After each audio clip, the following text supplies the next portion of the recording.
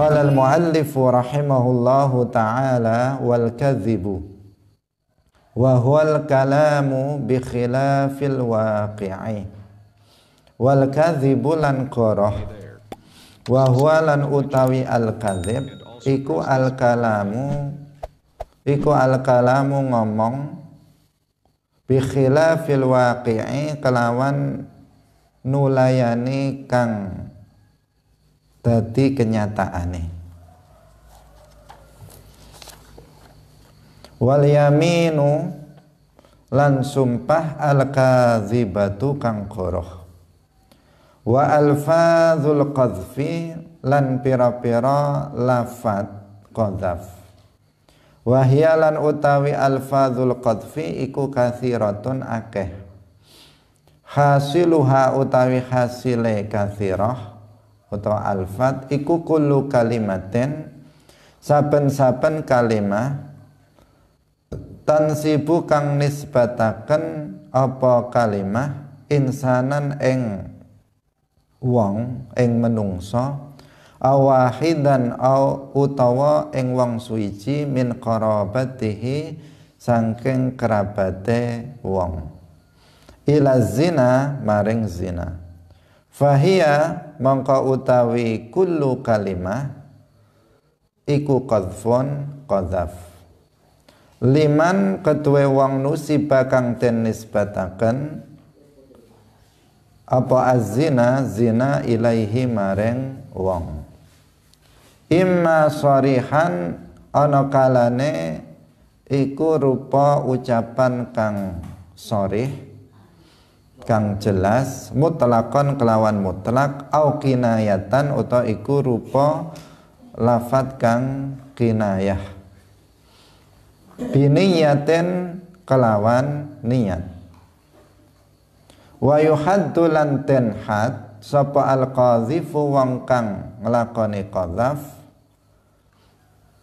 ila thamanina maring 80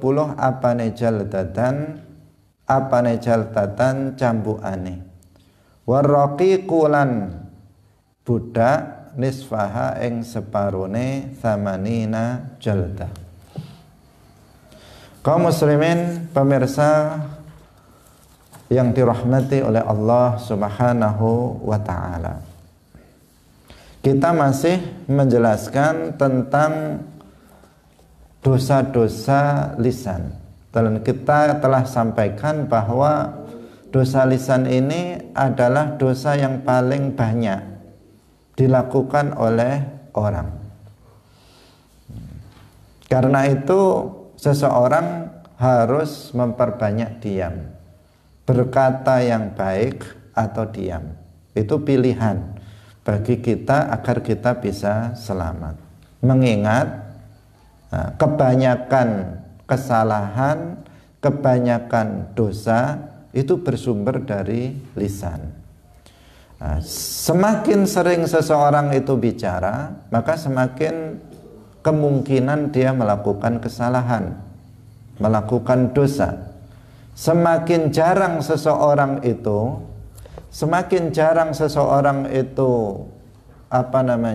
berbicara, maka semakin kecil kemungkinan dia itu melakukan kesalahan. Kaum muslimin pemirsa yang dirahmati oleh Allah Subhanahu wa ta'ala. Nah, di antara dosa lisan adalah kadzib, berbohong. Nah, berbohong itu apa? Berbohong itu adalah al-kalamu bi khilafil waqi'. Berbicara yang tidak sesuai dengan kenyataan, tidak sesuai dengan fakta, atau dengan istilah lain al-ikhbar, memberikan informasi yang tidak sesuai dengan fakta yang sesungguhnya. Nah, misalnya faktanya si A itu tidak sakit, kemudian dia bilang saya dengar bahwa dia itu sedang sakit misalnya. Si A itu dia tahu bahwa si A itu sedang di rumah. Kemudian dia bilang kepada orang lain, mengatakan si A itu tidak berada di rumah. Itu kan apa? Memberitahu, memberikan kabar, memberikan informasi yang bertolak belakang dengan fakta yang sesungguhnya, yang bertolak belakang dengan kenyataan. Inilah yang disebut dengan kadzib, berbohong. Nah, berbohong kalau sekarang istilahnya apa? Hoax. Nah, menyampaikan berita hoax artinya menyampaikan berita bohong, berita yang tidak sesuai dengan fakta, dengan kenyataan yang sesungguhnya. Kadzib ini termasuk dosa lisan. Dan kadzib ini dalam kondisi sungguh-sungguh itu hukumnya haram. Bergurau pun itu haram. Kalau ada seseorang bergurau, guyonan, kemudian dia berbohong dalam guyonannya itu, maka dia juga jatuh kepada dosa. Kaum muslimin rahimakumullah, dalam hadis Rasulullah sallallahu alaihi wasallam bersabda, la yasluhul kadhibu fi jiddin wala fi hazlin. Nah, tidak layak, artinya tidak boleh berbohong itu baik dalam keadaan sungguh-sungguh maupun dalam keadaan bergurau. Seseorang sungguh-sungguh dia memang bergurau, dia sungguh-sungguh untuk berbohong, maka dia namanya berbohong dan dia jatuh kepada dosa. Atau seseorang ingin guyonan, tapi dia isinya adalah kebohongan, maka dia juga berdosa. Karena berbohong meskipun dalam keadaan atau dengan tujuan untuk untuk guyonan, tidak sungguh-sungguh, untuk bergurau, ini juga hukumnya tetap haram. Rasulullah Shallallahu Alaihi Wasallam tidak pernah berbohong. Beliau tidak pernah berbohong. Terkadang beliau itu bergurau, tetapi pergurauan beliau, guyonan beliau itu tidak pernah isinya itu kebohongan. Beliau pernah bersabda, inni la amzahu wa la aqulu illa haqqa. Nah, aku itu terkadang bergurau juga, tetapi aku tidak berbicara kecuali kebenaran. Nah, artinya apa? Meskipun beliau itu bergurau, terkadang bergurau, tetapi gurauannya itu tidak mengandung kebohongan. Hari ini banyak sekali orang yang dengan tujuan ngelawak, dengan tujuan itu biar lucu, biar orang itu tertawa, maka kemudian dia berbohong, menyampaikan sesuatu yang tidak sesuai dengan faktanya. Dia mengatakan teman saya, padahal temannya nggak melakukan apa-apa. Dia bilang teman saya itu begini. Orang biar tertawa. Tetangga saya, dia bilang tetangganya diceritakan, padahal tetangganya nggak melakukan apa yang dia katakan. Tujuannya apa? Orang yang mendengar itu agar bisa tertawa, biar lucu. Maka dia mencontohkan tetangganya, dia mencontohkan temannya, bahwa temannya telah melakukan ini dan itu, melakukan sesuatu yang lucu, agar orang tertawa, padahal faktanya tidak seperti itu. Lah ini hukumnya tetap haram. Jadi meskipun bergurau. Nah, karena sebagian orang itu berbohong, kemudian dia beralasan bahwa dia sedang gurau. Nah, dia beralasan sedang bergurau.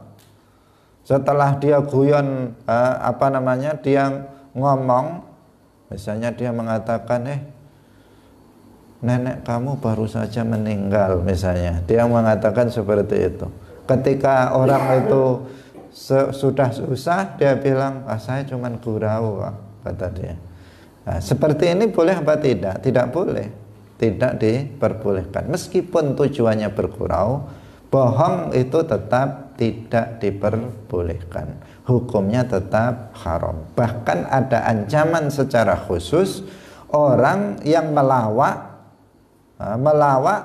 Melawak itu tujuannya orang biar berbohong dengan apa? Dengan kebohongan. Itu ada ancaman secara khusus.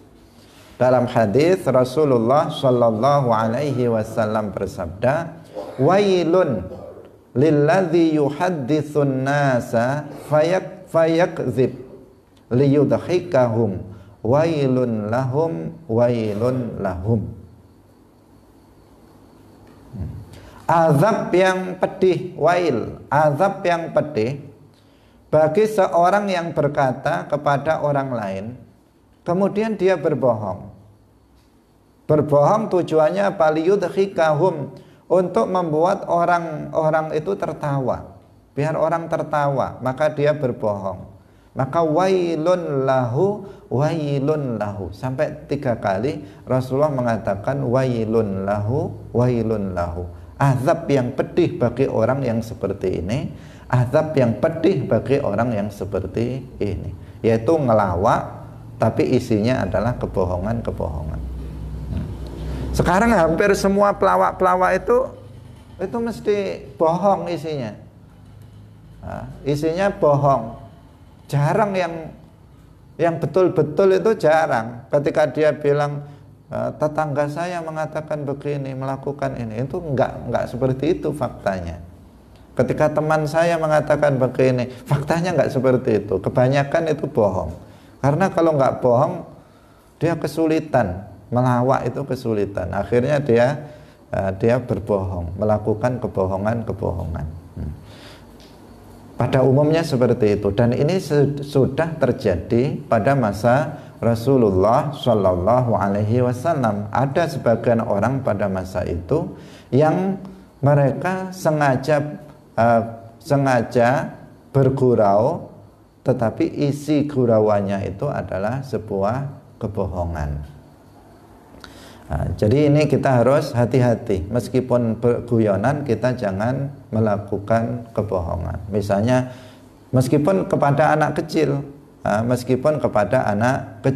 misalnya sebagian orang mengatakan, atau orang tuanya mengatakan, nanti kalau kamu saya belikan ini, ternyata nggak dibelikan. Itu namanya apa?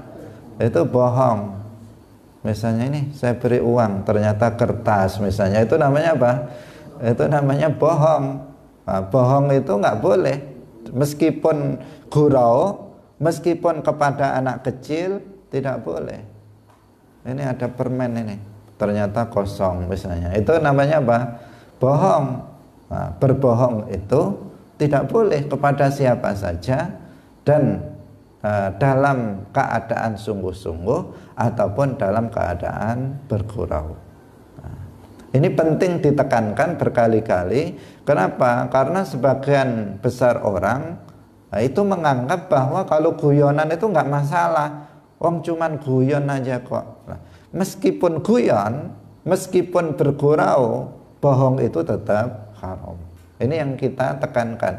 Meskipun bergurau, bohong itu tetap haram hukumnya.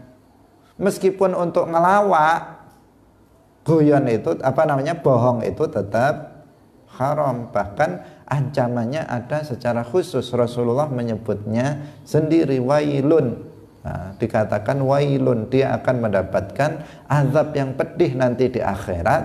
Orang yang ketika berbicara kepada orang, kemudian dia berbohong, tujuannya untuk membuat orang tersebut tertawa. Kaum muslimin pemirsa yang dirahmati oleh Allah Subhanahu wa ta'ala, berbohong ini hukumnya bertingkat-tingkat, tergantung sifat dari kebohongannya itu. Yang pertama, yang paling berat, bohong ini bisa menyebabkan seseorang itu jatuh kepada kekufuran. Jatuh kepada kekufuran, artinya dia menjadi kafir gara-gara dia berbohong. yaitu seperti berbohong kepada Allah dan Rasulnya. Nah, yang sampai mengandung unsur penyelewengan terhadap syarak. Nah, ini menjadi kufur orang yang berbohong dalam masalah ini. Nah, tapi jika tidak ada unsur penyelewengan terhadap syarak, maka ini adalah dosa besar. Jadi seperti apa? Bohong kepada Allah dan Rasulnya. Misalnya dia mengatakan qala Allahu ta'ala, Allah ta'ala berfirman. Kemudian setelah itu ucapan dia yang dia sampaikan bukan ayat Al-Quran atau bukan hadis qudsi, tetapi dia ngarang ucapan kemudian dinisbatkan itu adalah firman Allah, qala Allahu ta'ala. Lah isinya ternyata sesuatu yang melanggar syarak, maka ini hukumnya adalah kufur. Hukumnya kufur. Nah, sudah kita tahu kufur itu dosa yang tidak diampuni oleh Allah manakala orang tersebut belum kembali lagi masuk Islam dengan mengucapkan 2 kalimat syahadat. Jika dia mati belum kembali kepada Islam, maka dia akan abadi di dalam neraka. Itu dosa kufur. Atau seseorang membuat hadis-hadis palsu, yaitu hadis-hadis maudhu'. Dia mengatakan qala Rasulullah sallallahu alaihi wasallam. Kemudian setelahnya itu dia ngarang-ngarang sendiri, yang isinya itu bertentangan dengan syarak. Maka ini orang yang melakukan membuat hadis palsu, dan isinya itu bertentangan dengan syarak, maka hukumnya adalah haram. Kaum muslimin pemirsa yang dirahmati oleh Allah Subhanahu wa taala. Hukumnya haram dan bisa menyebabkan seseorang jatuh kepada kekufuran. Nah, ini kan banyak hadis-hadis palsu itu banyak. Dahulu ketika setelah sekian abad, setelah meninggalnya Rasulullah Shallallahu Alaihi Wasallam, ini banyak orang-orang yang membuat hadis-hadis palsu, khususnya setelah menyebarnya kelompok-kelompok di luar Ahlus Sunnah wal Jamaah. Jadi setelah muncul kelompok-kelompok firqah-firqah di luar Ahlus Sunnah wal Jamaah seperti Syiah, seperti Khawarij, seperti Qadariyah, Jabriyah, Dahariyah, Murji'ah, Mujassimah. Kemudian untuk membenarkan, untuk mendukung keyakinan mereka yang sesat, orang-orang ini, tokoh-tokoh ini kemudian membuat hadis-hadis palsu.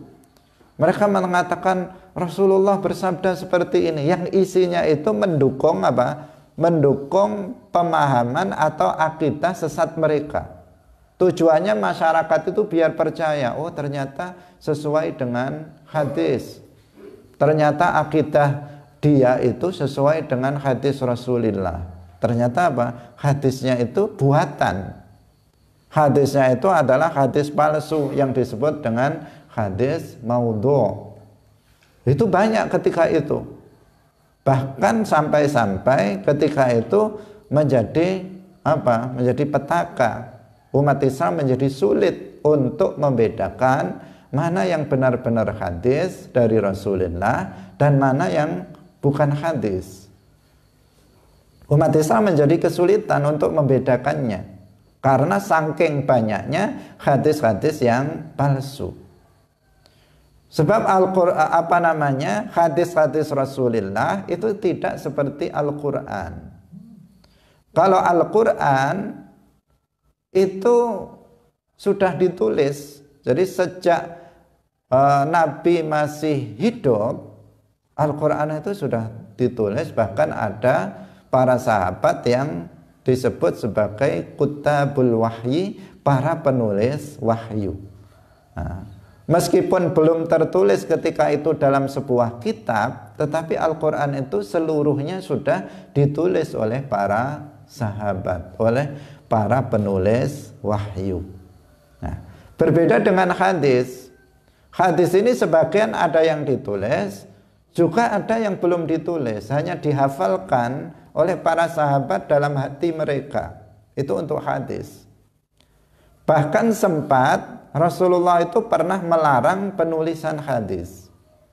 Alasannya agar tidak jumbuh, agar tidak campur baur dengan Al-Quran. Jangan sampai ini nanti campur hadis Nabi dibilang ayat Al-Quran, atau ayat Al-Quran dibilang hadis Nabi. Jangan sampai seperti itu. Maka Rasulullah itu pernah melarang para sahabat untuk menulis hadis. Padahal hadis itu jumlahnya ya jauh lebih banyak. Karena hadis itu apa? Ucapan Nabi, perbuatan Nabi, dan ketetapan atau persetujuan Nabi terhadap perbuatan yang dilakukan oleh para sahabat. Jumlahnya sangat banyak sekali.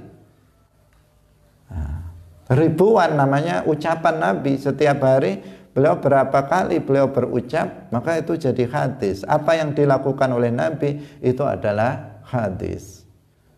Nah, ini sempat tidak ditulis, kemudian Rasulullah mengizinkan untuk sahabat-sahabat yang terpercaya, sahabat-sahabat yang terpercaya untuk kemudian juga boleh menuliskan hadis-hadis Rasulullah. Nah, ini belum dibukukan, zaman Abu Bakar belum dibukukan, tidak ada pembukuan kodifikasi hadis. Pada masa Sayyidina Umar, pada masa Sayyidina Utsman, pada masa Sayyidina Ali belum ada pembukuan hadis. Kodifikasi hadis belum ada. Sehingga hadis ini hanya apa?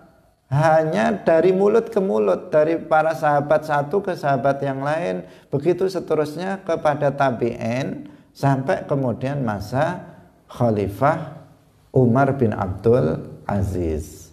Nah, pada masa Sayyidina Umar bin Abdul Aziz itu telah menyebar hadis-hadis palsu, hadis-hadis maudhu yang sangat banyak. Sehingga beliau kemudian memerintahkan para ulama ahlul hadis ketika itu untuk melakukan penelitian.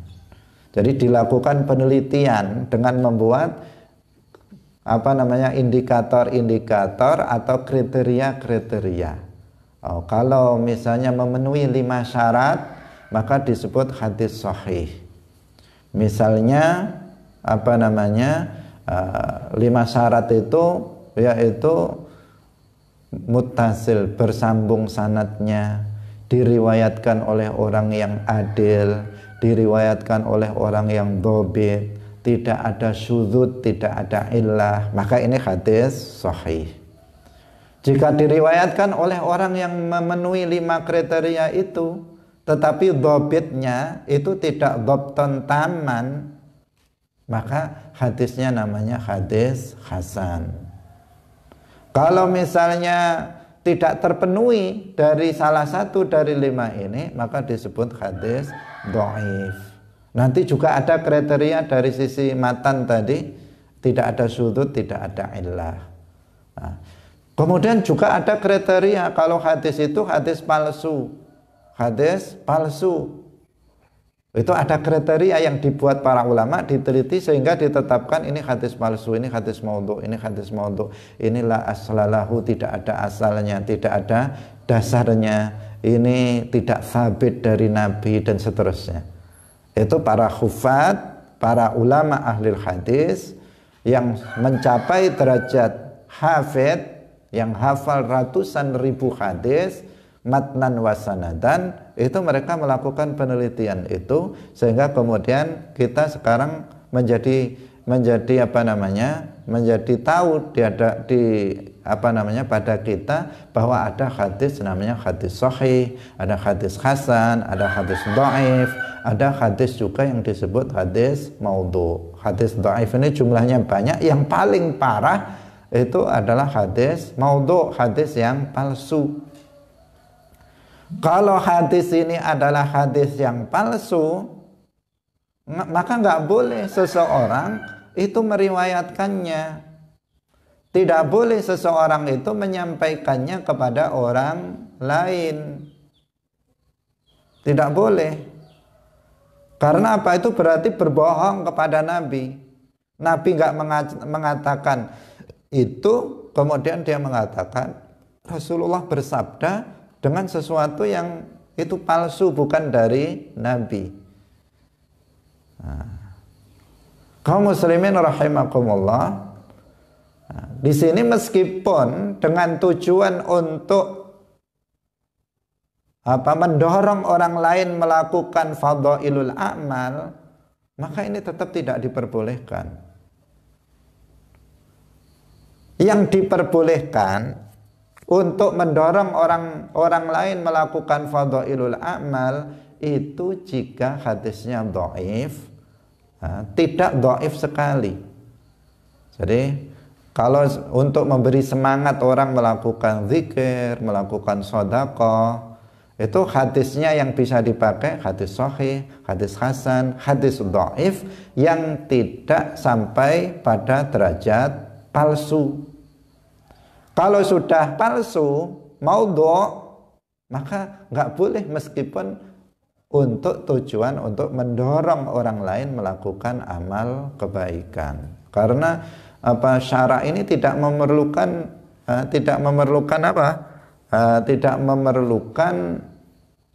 kebohongan untuk agar orang lain melakukan kebaikan. Sudah cukup hadis-hadis yang ada, ayat-ayat Al-Quran yang ada, itu sudah cukup sebagai motivasi orang dalam melakukan kebaikan. Tidak perlu kebohongan-kebohongan, tidak diperlukan kebohongan-kebohongan tersebut. Karena itu hati-hati para mubaligh misalnya, para ustadz, ketika kita menyampaikan hadis-hadis, jangan sampai kita menyampaikan hadis yang palsu. Karena ada beberapa hadis itu yang palsu, itu yang beredar di masyarakat, laris manis, karena dianggap hadis itu ampuh untuk membuat orang lain berbuat kebaikan. Tetap tidak boleh jika itu derajatnya maudhu'. Tapi kalau dhaif, selama tidak dhaif sekali, itu masih bisa digunakan sebagai mendorong orang melakukan fadhailul a'mal, keutamaan amal kebaikan. Karena ada sebagian kelompok itu yang melarang menggunakan hadis maudhu' secara total. Mereka selalu mengatakan ini hadisnya sahih apa enggak. Mereka bilang begitu. Ini hadisnya dhaif. Seakan-akan hadis dhaif itu seakan-akan bukan hadis.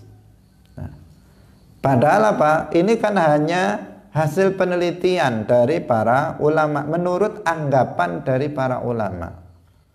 Kalau sesungguhnya hakikatnya ya Allah yang mengetahuinya. Jadi tadi kan ceritanya hadis ini belum ditulis sudah sejak lama, sudah ratusan tahun, hanya dari mulut ke mulut disampaikan. Kemudian hadis-hadis itu diteliti. Nah, teliti itu membuat kriteria, yang membuat kriteria itu siapa? Para ulama. Nah, kriteria itu ya mendekati kebenaran, tetapi tidak bisa dipastikan. Karena misalnya hadis yang diriwayatkan oleh orang yang adil, tidak pernah berbohong, itu hadisnya sahih. Misalnya ya, ini satu sisi. Nanti kan syaratnya bukan hanya satu syarat, misalnya yang meriwayatkan adalah orang yang adil, bukan pembohong, orang yang jujur. Maka di sini dianggap hadisnya sahih. Pertanyaannya, apakah orang yang jujur itu tidak pernah berbohong? Ya. Kalau selain Nabi itu ya pernah berbohong juga. Misalnya kamu dianggap sebagai orang yang jujur kalau berkata selalu tidak bohong. Tapi apakah selamanya dia nggak pernah berbohong? bisa jadi sesekali dia berbohong, sesekali dia berbohong. Tapi karena dia sudah dicap sebagai orang yang jujur, setiap ucapannya diterima. Padahal dia juga pernah berbohong. Atau sebaliknya, orang itu dianggap pembohong, setiap ngomong selalu bohong, setiap ngomong selalu bohong. Maka orang ini kalau meriwayatkan hadis, hadisnya dianggap dhaif, lemah ini hadisnya. Tapi pertanyaannya, apakah pembohong itu nggak pernah berkata jujur? Ya pernah juga, masa setiap ngomong bohong? Ya terkadang pernah jujur juga. Nah, tapi meskipun dia ketika itu jujur, hadisnya sudah dianggap dhaif. Kenapa? Karena dia sudah biasa bohong. Artinya apa? Bisa jadi hadis yang dia riwayatkan itu sebenarnya sahih. Tetapi karena dia pembohong, maka menjadi disebut sebagai hadis dhaif. Jadi sahih atau hasan atau dhaif itu adalah berdasarkan pandangan para hufat, berdasarkan kriteria-kriteria yang telah ditetapkan. Kalau betul itu berasal dari Nabi, ya nggak ada yang sahih, nggak ada yang maksudnya semua sahih, nggak ada yang dhaif, itu nggak ada. Wong perkataan Nabi itu ya semuanya benar. Nah, semuanya sahih, nggak ada yang dhaif. Kalau betul itu perkataan Nabi. Masalahnya kan yang di sini, yang diteliti di sini adalah bahwa hadis-hadis Nabi itu belum ditulis pada masa Nabi keseluruhan. Ini yang masalah kan seperti itu. Nah, sehingga sudah lama, sehingga sulit dikenali mana yang betul-betul ini dari Nabi dan mana yang bukan dari Nabi, sehingga dilakukan penelitian. Kalau sabit itu betul-betul dari Nabi, ya pasti sahih. Nah, kaum muslimin pemirsa yang dirahmati oleh Allah Subhanahu wa taala. Nah, ini yang pertama. Nah, hukum yang pertama bisa menyebabkan sampai kekufuran apabila dia berbohong atas nama Allah dan atas nama Nabi. Dia mengatakan Rasulullah bersabda, Allah berfirman, tapi itu karangan dia sendiri.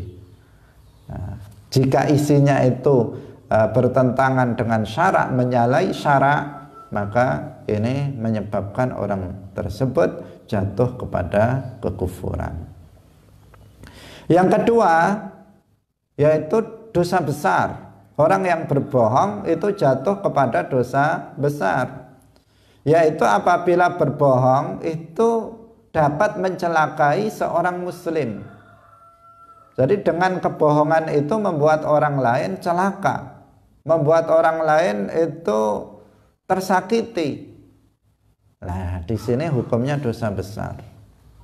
Misalnya seorang saksi dia mengatakan, saya melihat dia yang telah mencuri, padahal dia nggak melihat dan dia tidak mencuri. Akibat dari kebohongan dia, apa yang terjadi? Orang ini kemudian dipenjara karena kebohongan orang tersebut. Ini kebohongan seperti ini adalah kebohongan yang hukumnya dosa besar. Karena akibat dari kebohongan tersebut, orang lain menjadi tersakiti, orang lain menjadi celaka gara-gara kebohongan dia. Kemudian yang ketiga, dosa kecil, yaitu ketika seseorang itu berbohong dan tidak berakibat pada celakanya seorang muslim. Nah, tidak berakibat celaka, orang lain itu tidak menjadi celaka. Hanya sebatas misalnya seseorang gurau tadi, nah, dia bergurau yang tidak menyebabkan orang lain celaka. Maka di sini berbohong yang seperti itu dosanya dosa kecil. Nah, yang keempat boleh, ini hanya dalam kondisi yang sangat sedikit, tidak banyak. Dalam keadaan tertentu bohong itu diperbolehkan. Seperti yaitu berbohong untuk mengakurkan dua bersaudara yang bermusuhan. Untuk mengakurkan misalnya suami istri yang bertengkar. Nah, misalnya ada dua kakak beradik itu bertengkar. Nah, kemudian kita datang kepada dia, kita tahu bahwa dia ngomong, misalnya yang kakaknya ngomong tentang adiknya sesuatu yang tidak baik. Kemudian adiknya itu bertanya kepada kita, apa yang dia omongkan? Enggak, dia baik kok, memuji kamu, tidak berkata yang jelek, padahal berkata yang jelek tadi. Nah, tujuannya apa? Biar dia bisa akur lagi dengan kakaknya. Nah, ini dalam rangka untuk mendamaikan antar sesama muslim, untuk mendamaikan saudara yang bertengkar, untuk menyatukan suami istri yang bertengkar misalnya. Maka dalam kondisi seperti ini diperbolehkan. Diperbolehkan. Ini kondisi ini hanya sedikit ya, tidak banyak. Yang sering dicontohkan adalah dalam kondisi ini, yaitu untuk mengakurkan dua bersaudara yang sedang bermusuhan. Karena seorang muslim itu, saudara muslim yang lainnya, dia harus rukun. Dengan berbohong dia bisa merukunkan keduanya, maka ini apa? Ini diperbolehkan dalam kondisi seperti itu. Nah, selain dalam kondisi yang sangat sedikit itu, maka berbohong itu hukumnya haram. Bisa dosa kecil, bisa dosa besar, bahkan sampai bisa menyebabkan seseorang itu jatuh kepada kekufuran. Kaum muslimin pemirsa yang dirahmati oleh Allah Subhanahu wa taala. Yang selanjutnya, wal yaminul kadzibatu. Di antara dosa lisan adalah sumpah dusta. Yaitu apabila seseorang itu menyampaikan kabar bohong, berita hoax, kemudian dia memperkuat kebohongannya itu dengan sumpah, dengan menyebut nama Allah atau sifat Allah. Jadi dia bohong, kemudian diperkuat dengan menyebut nama Allah. Itu namanya al-yamin al-kadzibah. Misalnya seseorang itu mencuri. Seseorang mencuri, kemudian ditanya, karena ada indikasi bahwa dia pencurinya, atau ada saksi yang mengatakan dia pencurinya. Kemudian dia mengatakan, apakah kamu yang mencuri? Kemudian orang itu bilang, yang pencurinya itu dia bilang, saya tidak mencuri. Ini namanya apa? Bohong. Saya tidak mencuri, padahal dia yang mencuri. Berarti dia berbohong. Kalau kemudian ditambah, wallahi saya tidak mencuri, ini namanya apa? Al-yamin al-kadzibah. Sumpah dusta. Dia menyebut nama Allah, dia mengatakan wallahi, tetapi yang diucapkannya itu adalah kebohongan. Biar orang itu yakin bahwa dia nggak berbohong, padahal sebenarnya dia berbohong. Agar orang tidak ragu, maka kemudian dia mengatakan wallahi. Orang seperti ini banyak. Nah, ketika biasanya pembohong-pembohong itu, ketika dia ngomong biasa, orang nggak percaya, masih ditanya aja. Kemudian dia mengatakan wallahi, bukan saya yang melakukannya. Akhirnya orang lain ya diam, dia sudah wallahi. Kalau sudah wallahi, mau gimana lagi? Dia sudah menyebut apa? Nama Allah. Dia sudah bersumpah atas nama Allah. Masa kita nggak percaya? Sementara dia sudah bersumpah dengan menyebut nama Allah. Akhirnya kita pun percaya. Ternyata isinya dia bohong, tapi mengatasnamakan Allah. Nah, ini apa? Ini namanya al-yamin al-kadzibah. Ini tergolong sebagai dosa besar. Kenapa? Ini kan melecehkan, tidak mengagungkan nama Allah. Nama Allah digunakan untuk apa? Untuk berbohong. Nama Allah digunakan untuk berbohong. dia bersumpah dengan nama Allah untuk berbohong. Ini lebih berat. Kalau yang tadi di depan dia berbohong saja, tetapi yang ini dia berbohong kemudian diperkuat dengan sumpah dengan menyebut nama Allah. Dia mengatakan wallahi, tallahi misalnya. Maka ini disebut al-yamin al-kadzibah. Kaum muslimin pemirsa yang dirahmati oleh Allah Subhanahu wa ta'ala. Yang selanjutnya adalah wa alfadzul qadfi, yaitu qadzaf. Nah, di antara dosa lisan adalah mengucapkan lafadz qadzaf. Lafadz qadzaf itu adalah lafadz yang digunakan untuk menuduh orang lain atau saudaranya berbuat zina. Jadi tuduhan berzina itu namanya qadzaf, qadzfun. Nah, ini juga tergolong sebagai dosa besar. Nggak boleh seseorang itu menuduh orang lain berbuat zina. Nggak boleh. Kecuali apabila ada saksi. Saksi itu harus 4 orang laki-laki dan dia harus melihat secara langsung kejadian itu. Bukan hanya melihat orang laki-laki perempuan itu ada dalam satu rumah. Nggak boleh dia menuduh kemudian keduanya telah berzina, nggak boleh. Tidak cukup hanya seseorang melihat misalnya laki-laki perempuan ada dalam satu kamar atau bahkan dalam satu selimut. Nggak boleh seseorang kemudian mengatakan kalian telah berzina, nggak boleh.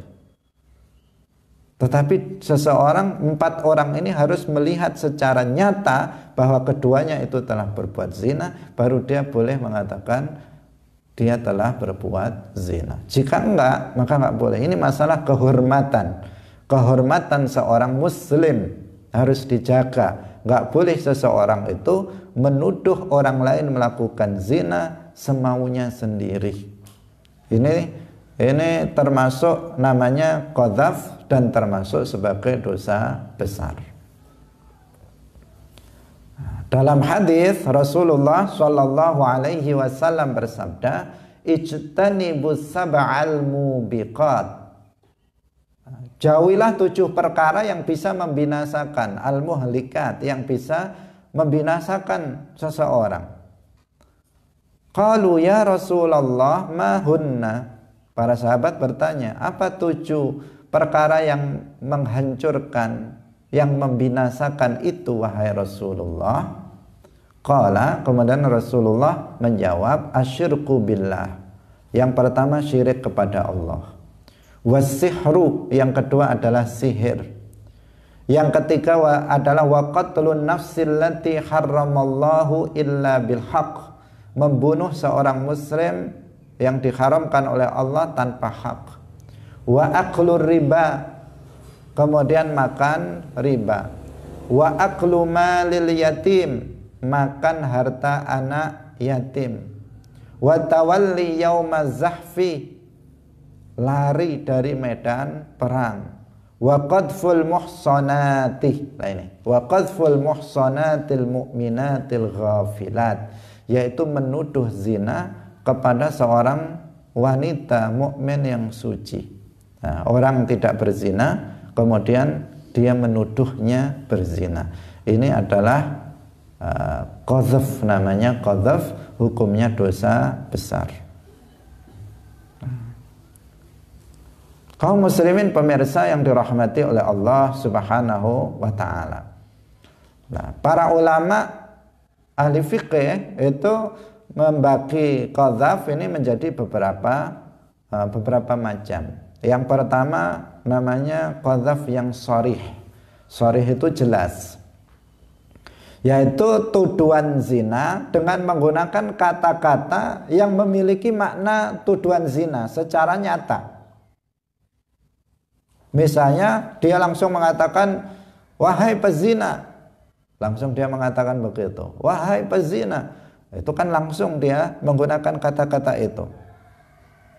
Nah, ini apa? Ini namanya qadzaf yang sharih, Orang yang menuduh orang lain telah melakukan zina dengan lafadz seperti ini, maka dia akan terkena had. Nanti akan kita jelaskan berikutnya. Yang kedua adalah kinayah. Nah, kinayah itu tuduhan zina, tetapi dengan menggunakan kalimat yang mengandung makna tuduhan zina dan makna selain itu. Jadi dia memiliki makna ganda. Dia bisa dimaknai sebagai tuduhan zina, bisa juga dimaknai tidak menuduh zina. Itu namanya kinayah. Misalnya seseorang yang mengatakan wahai orang fasik, wahai orang fasik. Di sini orang fasik itu macam-macam. Fasik bisa karena dia melakukan zina, fasik bisa karena dia meninggalkan sholat atau melakukan dosa-dosa besar lainnya. Nah, di sini mengandung makna beberapa. Maka ini namanya kinayah. Atau mengatakan wahai perempuan yang nakal misalnya. Perempuan nakal itu kan mengandung makna dia itu seorang pezina atau mengandung makna nakal yang lainnya. Maka di sini namanya apa? Kinayah. Ini lafadz qadzaf yang berupa kinayah. Atau seseorang mengatakan ucapan-ucapan yang serupa dengan ini. Nah, orang yang melakukan itu tergantung niatnya. Dia niat menuduh zina apa enggak? Kalau dia berniat untuk menuduh zina, maka dia berarti telah melakukan qadzaf dan dia kena had. Tetapi jika dia tidak berniat untuk qadzaf, maka dia tidak dikenai had. Kemudian yang ketiga adalah ta'rid. Jadi ta'rid itu sindiran. Ta'rid itu sindiran, yaitu apabila seseorang menggunakan kata sindiran. Nah, misalnya seseorang berkata, kalau aku ini adalah anak halal. Nah, seakan-akan dia menyindir orang di depannya itu anak haram. Anak haram itu anak zina. Berarti dia telah menuduh ibunya itu telah melakukan zina. Ketika seseorang mengatakan aku ini anak yang halal di depan seseorang, itu seakan-akan dia mengatakan kalau kamu itu anak haram. Seakan-akan seperti itu. Dia nyindir, menyindir orang lain bahwa orang lain itu anak haram, anak zina. Berarti nuduh ibunya itu telah melakukan zina. Nah, maka di sini ini namanya ta'rid. Nah, ini namanya qadzaf yang ta'rid. Nah, kaum muslimin yang dirahmati oleh Allah Subhanahu wa taala. Jadi qadzaf ini dalam Islam tergolong sebagai dosa besar seperti yang tadi telah kita sampaikan. Bahkan ada hadnya. Ada hukuman tertentu yang diberikan, yang telah ditentukan oleh syarak terhadap orang yang melakukan qadzaf, orang yang menuduh orang lain melakukan zina. Qadzafnya apa? Dikatakan oleh mu'allif di sini, yaitu wa yuhaddul qadzifu ila thamanina jaldatan. Dicambuk 80 kali. 80 kali cambukan berdasarkan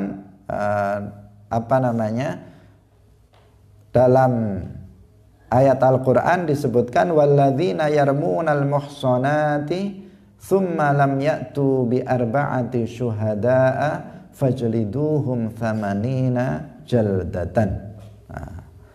Dan orang-orang yang menuduh zina terhadap perempuan-perempuan yang suci, kemudian mereka tidak bisa mendatangkan 4 orang saksi, maka cambuklah mereka 80 kali cambukan. Itu hadnya orang yang menuduh orang lain melakukan zina. Nah, kalau dia adalah hamba sahaya, budak, maka dicambuk separuhnya, warraqiqu nisfaha, separuhnya, yaitu 40 kali cambukan jika yang melakukan qadzaf itu adalah seorang budak. Kaum muslimin pemirsa yang dirahmati oleh Allah, jadi di sini tergambar oleh kita bahwa kehormatan seorang muslim itu harus dijaga. Kehormatan seorang muslim itu harus dijaga. Seorang muslim, saudara muslim yang lainnya, di antara kewajibannya adalah menjaga kehormatan mereka. Di antara bentuk pelecehan terhadap penghormatan seorang muslim adalah ketika seorang muslim menuduh orang lain melakukan zina tanpa ada bukti. Bukti itu berupa saksi 4 orang laki-laki yang melihat secara langsung. Nah, itu itu yang disebut dengan qadzaf. Ini yang harus diwaspadai. Jangan mudah seseorang kemudian melihat misalnya laki-laki perempuan misalnya berduaan langsung divonis dia berzina. Nggak boleh, seperti itu tidak boleh. Tetap harus dijaga kehormatan seseorang meskipun apa yang dia lakukan itu tidak benar, meskipun yang dia lakukan itu haram, khalwah, berduaan laki-laki perempuan tanpa ada orang ketiga di tempat yang sepi, itu namanya khalwah, itu diharamkan. Tetapi itu bukan zina. Nah, artinya bukan zina kemaluan, karena zina itu ada zina mata, ada zina tangan, itu nanti akan ada rinciannya. Yang dimaksud zina di situ adalah sesuatu yang menyebabkan zina, bukan zina yang sebenarnya, yaitu zina kemaluan. Tetapi ketika dimutlakkan zina, itu adalah yang dimaksud zina kemaluan. Maka hati-hati seseorang untuk menuduh orang lain, tetangganya, saudaranya, atau mungkin istrinya, atau mungkin menuduh suaminya, menuduh istrinya. Maka seseorang harus berhati-hati. Dia bisa kena dosa besar berupa qadzaf, dan dia itu hukumannya ada hadnya. Kaum muslimin yang dirahmati oleh Allah Subhanahu wa taala, sampai di sini pengajian kita pada pagi hari ini. Semoga kita bisa lebih berhati-hati dalam berkata-kata sehingga kita tidak jatuh kepada dosa-dosa lisan yang jumlahnya sangat banyak. Barakallahu fikum, wallahul muwaffiq ila aqwamit thoriq. Wassalamualaikum warahmatullahi wabarakatuh.